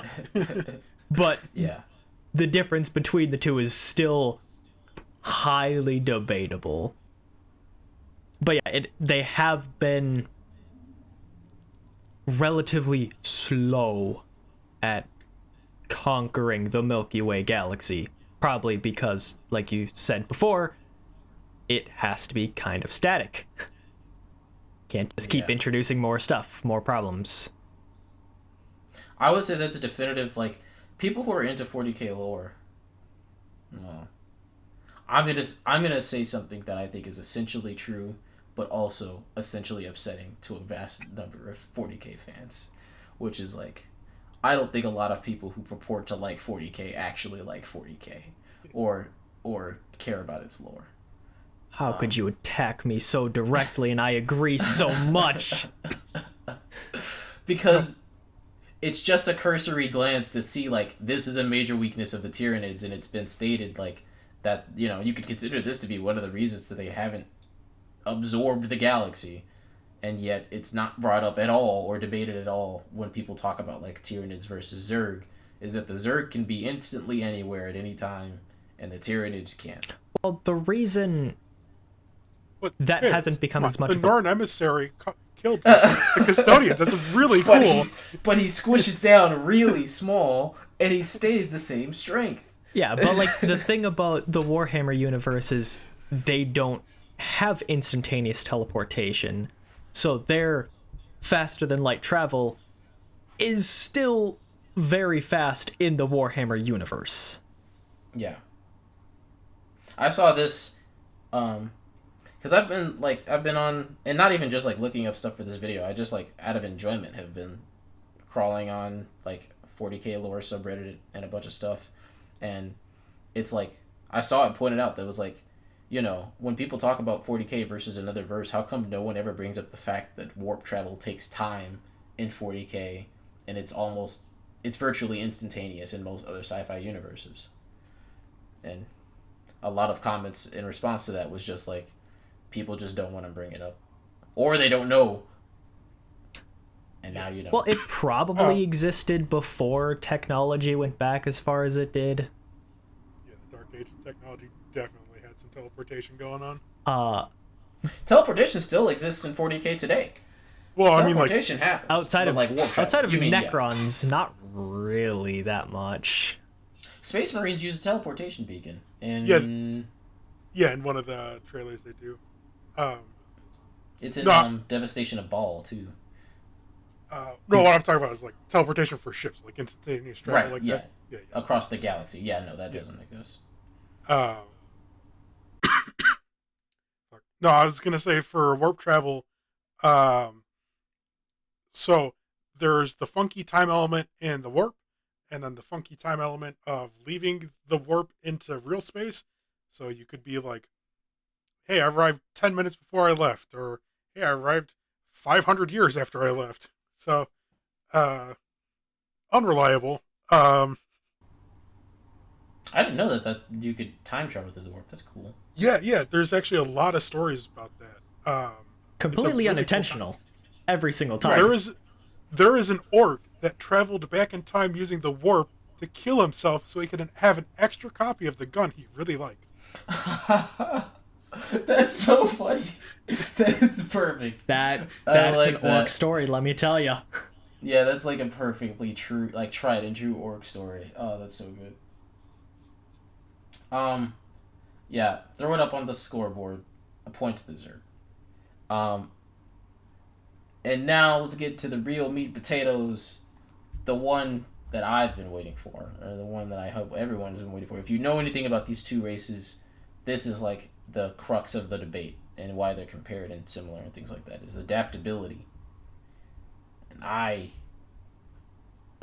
don't want to start because I have a slight headache, and I would prefer to not do the talking at this exact moment while I take an ibuprofen. Uh, so for I'm also dying. God damn it. For adaptability, um, the Tyranids they adapt in both strategy and form. Their adaptation is reactionary. So if they get blown up a lot or lit on fire a lot by the salamanders, they're gonna come back with some heat resistance. Uh, and depending on the adaptation that they're trying to achieve, it could take days, weeks, months, um, years sometimes, but it also could take minutes if it's like something super simple, especially when it's like a strategy that they're adapting to. And a lot of cases it's just get harder skin, sharper claws, Bigger bigger. gun. Yeah. Um but a lot of examples of more dangerous adaptations are like, which would be especially difficult for the Zerg to deal with, I think, are different kinds of venoms and poisons that will circulate through their blood, which prove to be very dangerous. So I was gonna go somewhere with that. I forgot what it was. Come back to me on that one. I do remember the Tyranids. There was an example of them adapting their bodies to release toxins on their death to poison a world. I the lore says this about biowarfare versus the Zerg. This is literally the only thing I can find about it. Is that the Zerg are naturally resistant to biowarfare. I don't know what that means to the degree of like what we're talking about. The best example I can come up with though would be the Defiler, which was a Zerg bioform that Terrans classified it as a cancer factory. And the Defiler's only purpose was to create different forms of bioweaponry to evolve and deploy across its war with the Terrans and the Protoss. Um, so the Zerg are not unfamiliar to bioweapons and things like that. I don't want to say it's impossible that the Tyranids could come up with something that might be temporarily effective against the Zerg. I will say this, however, it's literally never been done in StarCraft. Like no one's ever. Well, No, wait. I don't want to. Sorry, go ahead. I was gonna say the specific, poison or whatever in Warhammer. Didn't it just melt people? Yeah. Through resistance, quote unquote. It was almost an instantaneous. So it's not a poison. If you encounter it, you die. Well, I think they're trying to make it like the Life Eater virus, which kills even Space Marines in like sealed suits. So people who are still somewhat resistant to those kinds of things in a sealed environment still die. And I would assume it would happen pretty quickly, so I don't know if the Zerg didn't have anything to consume to adapt to that. How would they deal with it? Well, the Zerg don't need to consume to adapt. They actually have two forms. They have adaptation. I would say they have adaptation, which is like crafted, and evolution, which is through their consumption of other species. Or maybe a better way of saying it is evolution versus I just come up with it. Assimilation. That's what it is. So the Zerg have, like, if it's a virus that just like eats matter. I mean, like, sure. I don't actually know exactly what it does. I thought that's roughly what it was, but I can't remember. I could be wrong. Well, I was just, if it's something like that, like all it does is like it breaks down matter. It's like, well, sure, that would work, but who wouldn't that work against? That's the entire point of it. Yeah. Yeah, like as far as like biological, like actual illness and things like that, we've never seen anything like that against the Zerg, like be even considered or brought up in all of StarCraft. So I can't say like 100% like, oh yeah, they tried it and it didn't work. But I feel like this is a universe, you've got so many fucking people trying to solve this problem, and they came up with at one point they came up with a temporary cure for the hyper-evolutionary virus, and the Zerg adapted to it, and then they came up with another one, and the Zerg adapted to it. So even when you like know how to attack specifically everything that the Zerg is, like down to the actual virus that is the Zerg, they do know how to overcome it. Well, my question is, like, in this case, if there was a worldwide virus that just for giggles would kill them, how quickly or would they be able to adapt fast enough before being completely wiped out? So the idea is whatever would be subjected to that would be like the knowledge of it or whatever it was experiencing. Like the Zerg, like their DNA databank is like always plugged into whatever whoever the Overqueen is, or like Abathur and things like that. Like they're all getting the same information at the same time. So if that happened, they would be able to sort of experience it at the same time and know sort of what's going on and how to adapt. In terms of a time scale, I mean, let's see. I'm trying to think of something that, like, anything they used against the Zerg that the Zerg intentionally, like, took time to adapt to. I don't know. Because I know also in this case it might take a little bit longer if it is such a dangerous weapon, but I don't know. It up to the writers. It's kind of subjective. If your question is like something that just hypothetically instantly kills the Zerg, can they adapt to it? Or like how long would it take them to adapt to it? Like, I don't know. Like, there's nothing like that has ever existed in StarCraft, so I can't say. I don't know. Yeah, that's kind of why it's hard to compare a lot of these. The hypothetical scenario for that is if the Imperium releases the Life Eater virus on the fucking Zerg. And what does that do? if it's a virus, they're gonna. The Life Eater virus turns everything into black goo. All life is just eaten away by it. I mean, if it's a living thing, they'll probably assimilate it, because that's how Mutalisk's attacks work. Is it's actually a symbiote that it atomizes itself. So Mutalisks shoot out a little worm that its entire lifespan, on its way to being fired at you, is it gestating, growing, splitting apart, and then making contact with your body and atomizing itself on contact. And that's like, it's an entirely separate creature that the Mutalisks, like, they adapted the Zerg to be able to shoot this creature. They call it the Life Eater virus. I mean, it could be anything.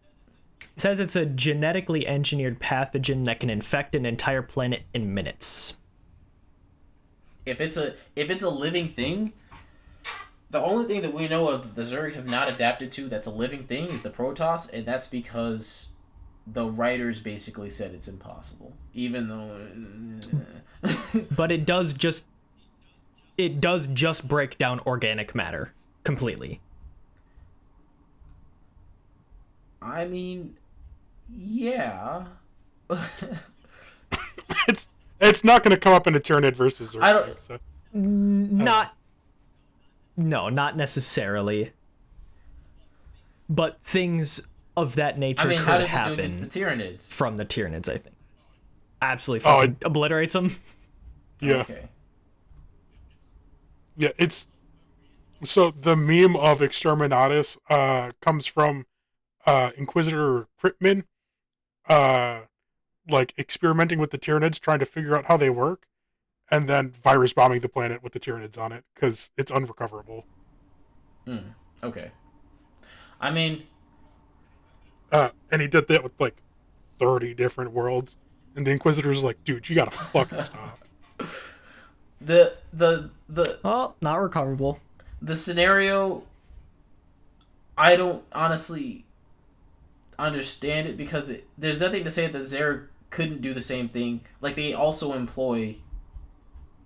There's a spell, there's an ability that the Defilers have called Plague, that we don't know the lore of. In fact, I'll just look it up real quick. But the idea is that it literally just, in gameplay terms, if you had Plague cast on you, it made everything go to 1 HP. Like, it would just tick down to 1 HP. Everything became one shot. Spores, that's what they say Plague is. Yeah, I think the only way the Tyranids would win is they would have to adapt some kind of strategy without the Zerg knowing and catch them off guard enough. Which is possible, but it's kind of a who knows if it could happen or how. Yeah, I'd say, like, sort of going in line with, like, the intelligence and feats, it's like, that would be up to a writer to determine. It's like, would one or the other, because again, the Zerg also do biological warfare very well. Would one or the other create something that could destroy the other one? Yeah, if the writer wanted them to in that specific instance. I would say it's far more likely for the Zerg to make something more effective against the Tyranids, due to the time to adapt just being vastly different compared to the two. Yeah, we can get into, like, the actual, like, yeah, the main crux of, like, how different they are adaptive wise. So the way that I've through my research and conversation with you guys, the way that I understand it is Tyranids basically build new bioforms, right? Like, they see a problem, okay. They build a bear workshop those. Yeah, bad they boys. see a problem, they're like, I'm sitting at my desk, alright, this guy needs harder skin, send him out, that's Mark II. Okay, now they need better eyes to see in the dark or whatever, send him out, that's Mark III. The Zerg can also do that, They have no problem doing that at all. Abathur takes Kerrigan in Heart of the Swarm through several missions where he's like, do you want Zerglings that can fly up cliffs, or do you want Zerglings that 3 at a time spawn out of a pod? Do you want Roachlings that when you kill them they split into 2 smaller Roachlings, or do you want Roachlings that regenerate health under the ground? And that didn't come from them assimilating any other species. He's just in his lab being like, I came up with this. But they also then can instantly assimilate and adapt to changes. As you saw in the for context, for people who are watching the video, the Zerg went to a planet called Kaldir, which Abathur states is as cold as deep space, and that the Zerg swarm is not adapted to it. And Kerrigan's like, why are we not adapted to it? And he's like, it's as cold as deep space. The only thing that we need that needs to be able to stand up to that cold is the Leviathan. So I haven't adapted the entire swarm to it. And Kerrigan's like, no excuses. And he's like, it's honestly a funny conversation because it's like, Kerrigan, he has a very good point. Like, you wouldn't waste, essence, but whatever. So they go down to Calder, and the swarm is able to move around, but there's these flash freezes on the planet that when they trigger, it freezes literally all life. Like, just solid freezes them. And the Zerg are still alive when they're frozen, but they have to thaw. And then Kerrigan comes across these native species there called Ursidon, and they kill a couple of them, and instantly, genuinely instantly, the entire swarm is now adapted to that cold. And that's just from a few samples of DNA. So, like, a handful of Zergs went down to the planet, and now billions of the swarm are immune to that cold. That seems a bit strange that you'd become immune to a flash freeze, but yeah, the example of the speed is still in effect. Yeah, the speed and the scale. Because it's like, the Tyranids would be making adaptations for their specific hive fleet, right? But this is like the entire swarm all at the same time. Well, no, all of the hive fleets still do technically operate under the same... Oh, really? Okay. Yeah. I thought it would be like, okay, got it. And they are able to steal stuff or absorb stuff like that that the Zerg do, but on a much slower scale. Like they have big floating brain boys that I was saying that is connected to the warp. They stole biomass from the Eldari, and that's how they gained a deeper understanding of the warp and connection to it, enough to actually use warp powers. There is also another bioform that is modeled after an orc that was assimilated to like be very strong to support like a giant mortar weapon platform on its back. So they do that, just on a much smaller and slower scale. Like it's not gonna be and like it's not gonna be very fast. It's not gonna be as in depth as the Zerg. Because the Zerg aren't just stealing traits, they fold them up. For instance, like the Hydralisk, which is like the Zerg shock trooper. The Hydralisk is to the Zerg what the Space Marine is to the Imperium. Is made up of already hundreds of different species specific traits that they just adapted and folded into one creature. They took the very specific things that they wanted from every one of those hundreds of species and made it just this one killing machine. And they've done that and come up with that. Over the course of the 4 years between the Brood War and Wings of Liberty, they came up with like I don't know, something like half a dozen completely new bioforms, and then over the course of the next 2 wars, even more than that. And we don't know if those were absorbed or like assimilated, or if those were created to like adaptations that were made for that specific purpose. But like, I don't know about in terms of like 40K, but like 4 years for that many new adaptations is a small window, I think. Man, it takes about 20 years to get a model refresh, so Yep. about that long. Yeah. It's hard for them to make new ones because they have to make new models as well. Yeah. The Norn was just released. I'll say So I think like the biggest issue with like why the Zerg are not more powerful in StarCraft is because they exist in StarCraft. Like their bottleneck is their universe. They can't. There's no higher for them to go within their own universe because the Protoss are unassimilatable to them. Even though they assimilated God DNA twice, they assimilated the Xel'Naga twice, but the Xel'Naga somehow specifically made the Protoss unable to be infested, except that one time when it happened. That's my cap on the adaptability thing. I think is that the Zerg could do it faster. They kind of do it more in depth.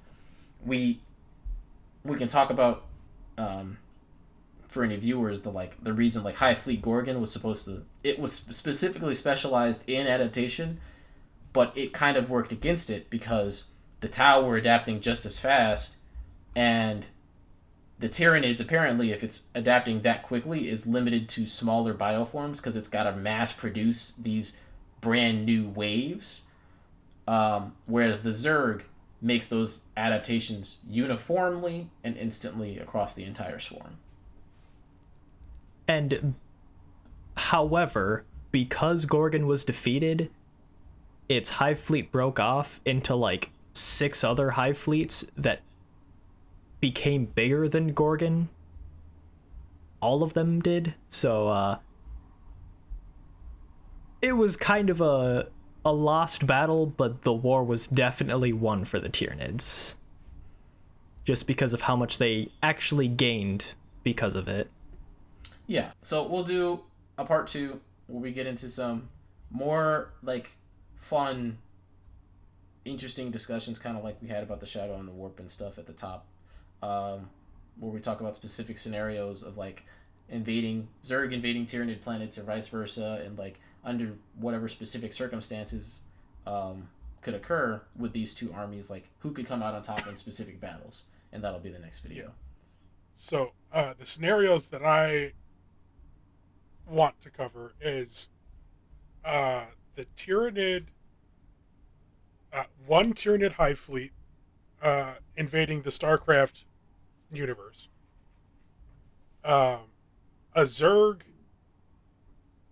whatever, fleet invading the 40K universe, and then a hive fleet attacking a Zerg planet, like a completely Zerg controlled planet, and then the Zerg attacking a Tyranid controlled planet. Yeah, I like it. I really did want to talk about. I didn't know if you guys would be game for it, but I did want to talk about or I was sitting here thinking about it, at least what if the Zerg made it to 40K? Like, how big of an issue would it be? Because they really are bottlenecked by their own universe. If the Zerg got it to 40K, like we were talking about with Michael, chaos and all these things, I think it'll be really fun. Well, just before oh, you can go. No, I do plan on bringing up Chaos Tau. Fucking Necrons, everyone's going to get involved when it comes to 40K. So yeah, it's going to be more of a fan fiction episode. And I'm cool with that. I hope people watching will enjoy that. I mean, I feel like, spoiler alert, if the Tyranids invade StarCraft, the Terrans die instantly. Because the only reason that they're alive, the only reason the Terrans are alive is because the Protoss don't care to kill them, and Kerrigan specifically is sadistic enough to not kill them. quote unquote sadistic. That's her being really mean, is letting them live. Yeah. The Tyranids have no such compunctions. So I think it would be interesting to talk about Tyranids versus Protoss. And we could talk about the last stand of the Terrans and kind of how that would go. I want to bring up how Damien and I were talking about what might happen if the Zerg and the Tyranids, quote unquote, fight, is they may just join forces, and that would be a loss for everybody. Yes. I would I would That honestly, would just be bad. I'm just gonna say I'm so down for that. It's just to like talk about how bad it would get if the Tyranids and the Zerg did eventually just combine into Zerganids. Yeah. So I would say the conclusion for this video is the next video is going to have all the fun. This video is All the precursor, the precursor all the info. information you need. But the Zerg just have distinct advantages compared up against the Tyranids. Yeah. We're not saying like the Zerg is going to beat a trillion Tyranids. We're just saying that like they kind of as an army. Yeah, they're pretty similar, and as an army, the Zerg have these advantages. All right, let's record the top of the video. Heck yeah. Oh, welcome back, guys. Hey guys, It's your boy. hope you enjoyed our last video about the Terrans getting waffle stomped by the Imperium at the highest levels. Because God knows 10 PI ghosts are not going to hold off the custodies. I hope that I've thought about this a lot. I'm gonna have to put this in the video. I hope that I made it clear enough that the Terrans do lose in that video. I don't know if that came across. I felt like it did, especially when I accidentally put the fucking Eversor assassin. Right. Was it Eversor or Calexis? Calexis. Calexis, yeah. I got him jump, but yeah, when I put him up there, and I'm just like, oh wait, that no, and then that can't beat it either. Oh, Yeah. okay. Yeah. Yeah. I. Okay. Good. I wanted to make it come across, and that's why I was like, well, we bookended the video just as soon as you brought in the custodies, because it's like, yeah, this is where Terran taps out. Yeah. Okay. All right. Let's. Do you want to edit this down a little bit, and then we can just come back and record a little intro I think that'd be a good idea.